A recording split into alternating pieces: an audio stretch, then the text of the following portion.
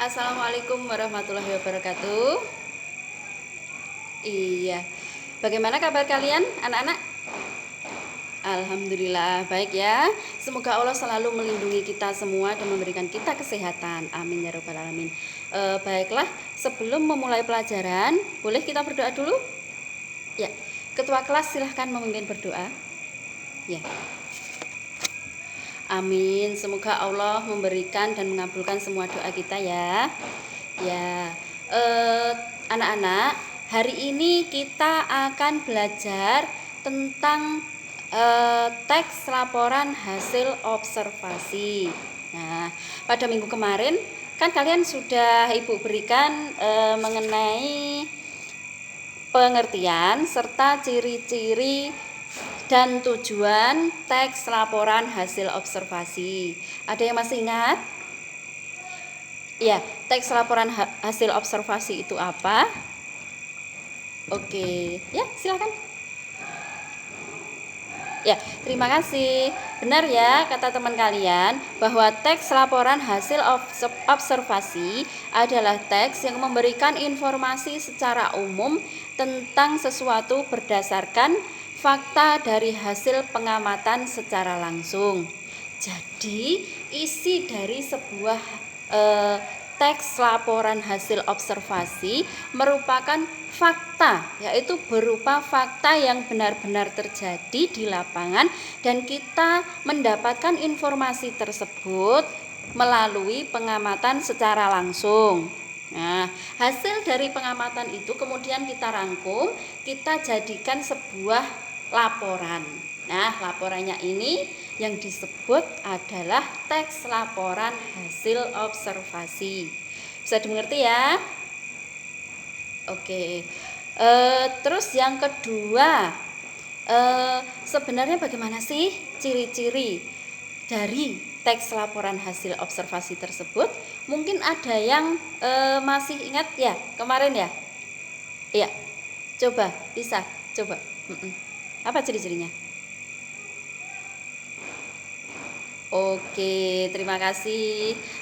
Ciri-ciri yang disebutkan teman kalian tadi adalah sebagian dari ciri-ciri teks laporan hasil observasi. Benar, tidak salah. Tapi Ibu sempurnakan ya. Ciri-ciri teks laporan hasil observasi adalah ditulis secara lengkap dan sempurna. Selanjutnya itu bersifat objektif. Dan selanjutnya itu objek yang akan dibicarakan atau dibahas adalah objek tunggal. Tuh.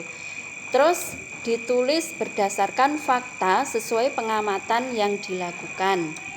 Informasi teks merupakan hasil penelitian terkini yang sudah terbukti kebenarannya. Tidak mengandung prasangka atau dugaan yang menyimpang atau tidak tepat.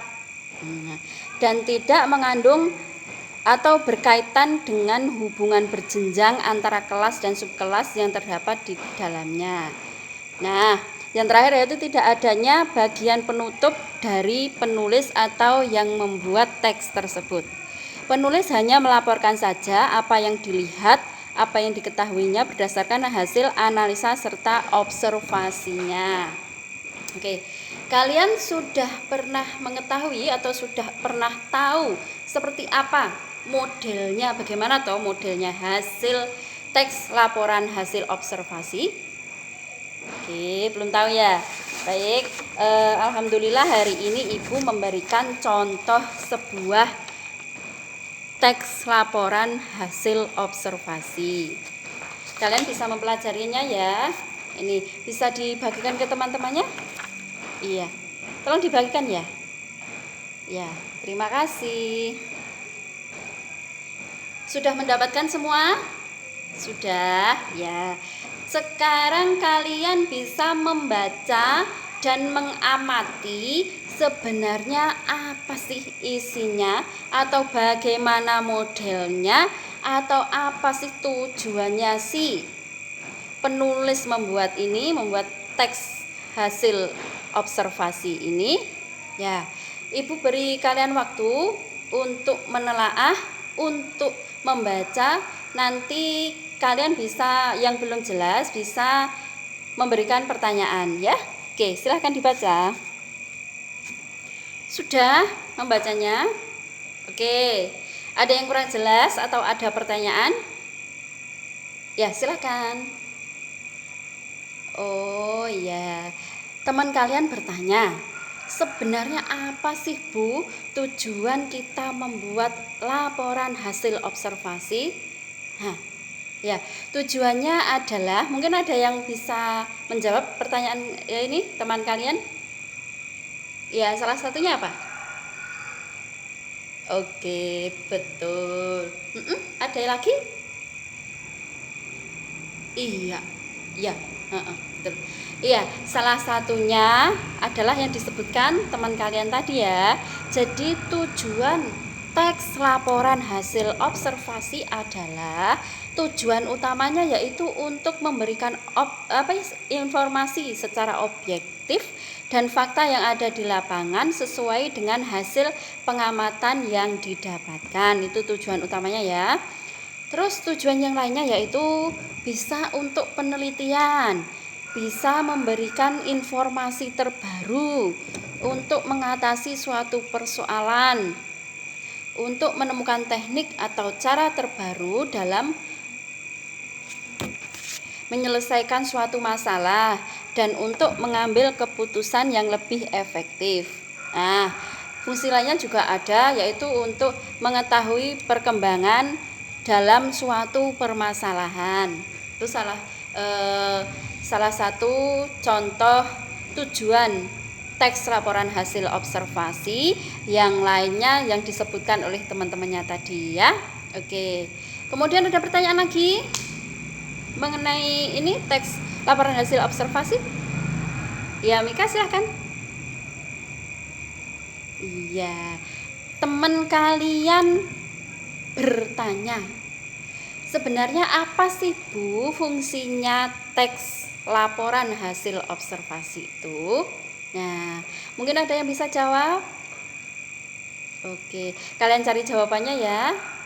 Guru kasih waktu. Oke. Sudah? Iya. Siapa yang bisa jawab? Silahkan. Fungsinya ya. Iya.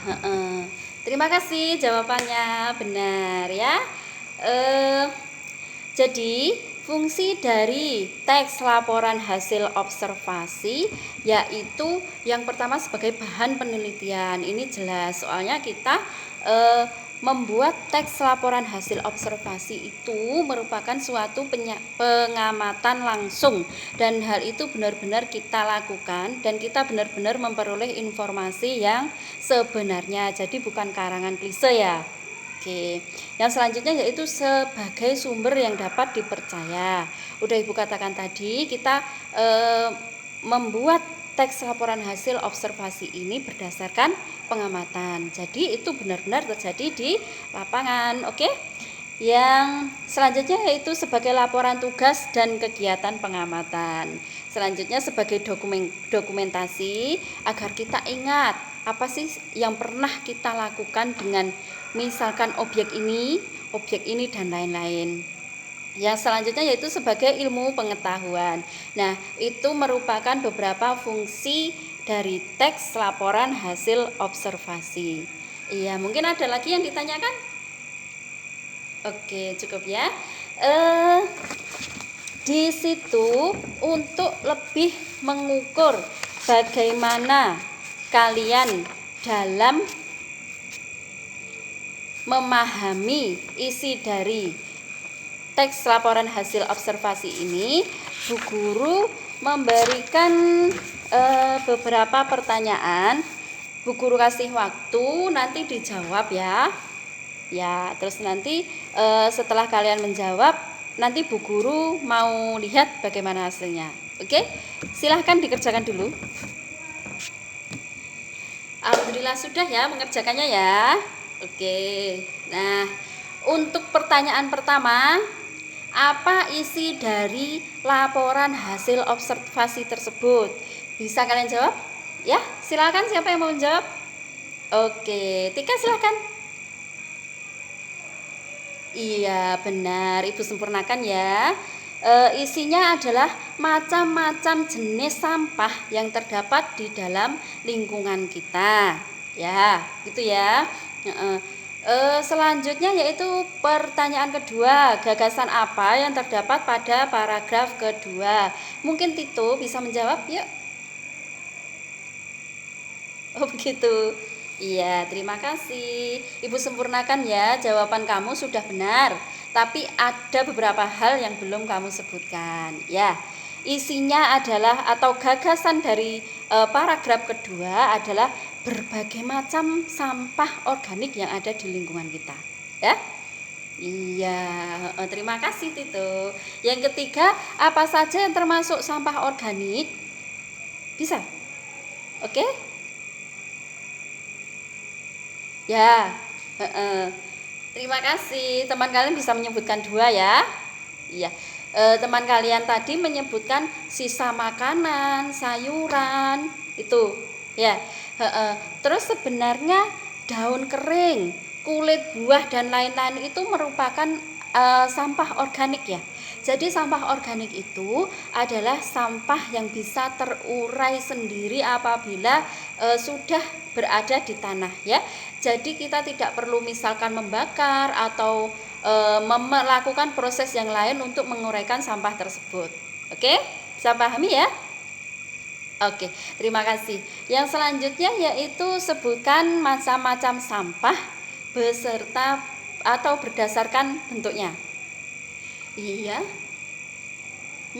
Mungkin Lisa bisa. Ya, 1, 2, 3, sudah. Oke, terima kasih. Teman kalian bisa menyebutkan tiga macam sampah berdasarkan bentuknya. Yang disebutkan tadi adalah sampah padat, sampah cair, dan sampah alam. Nah, sebenarnya masih ada lagi sampah yang kita bisa lihat berdasarkan bentuknya ya, yaitu sampah konsumsi dan sampah dari manusia. Oke, terima kasih jawabannya ya. Teman kalian sudah menjawab. Terima kasih, tapi kurang sempurna dan Ibu tambahkan tadi. Bisa dipahami ya? Ya. Terus yang pertanyaan terakhir yaitu sebutkan 5 macam sampah padat. 5. Iya. Alhamdulillah, terima kasih. Ahmad telah menyebutkan 5 sampah padat dengan sempurna. Berarti Ahmad ini benar-benar mengerti dan memahami tentang apa yang dia baca pada contoh teks laporan hasil observasi tadi ya. Ya, jadi jawabannya adalah macam-macam sampah padat itu adalah plastik, gelas, kawat, kaca, bata bekas dan sebagainya itu termasuk sampah padat ya. Jadi yang tidak bisa terurai dengan sendirinya. Gitu ya teman-teman ya. Oke. Baiklah, 5 pertanyaan sudah kita berikan dan kita bahas pada pertemuan kali ini. Terima kasih semuanya, yuk tepuk tangan. Ya, terima kasih. Kalian sebenarnya sudah bisa memahami apa yang ada atau apa isi dari contoh teks laporan hasil observasi ini ya. Tapi ada yang kurang sempurna dan sudah Ibu berikan tadi contohnya. Oke. Dan hari ini kita telah mengetahui bagaimana bentuk dari teks laporan hasil observasi. Nah, tadi yang sudah Ibu berikan dan kalian sudah menjawab pertanyaan dan sudah menganalisa dengan sangat bagus sekali. Dan selanjutnya yaitu kita minggu depan akan ada tugas untuk kalian. Ada tugas dari Bu Guru yang akan Bu Guru berikan untuk kalian ya. Jadi kalian minggu depan bisa ya membuat contoh teks laporan hasil observasi mengenai kegiatan perekonomian yang ada di lingkungan kalian. Misalkan kalian bingung, kalian bisa misalkan bertanya ke misalkan orang yang jualan pecel, toko, atau mungkin yang punya kos-kosan, yang punya usaha dan sebagainya. Oke? Iya, minggu depan tugasnya itu ya. Ya, Ibu rasa pertemuan kali ini cukup sekian. Apabila ada yang kurang, Ibu mohon maaf dan terima kasih. Assalamualaikum warahmatullahi wabarakatuh.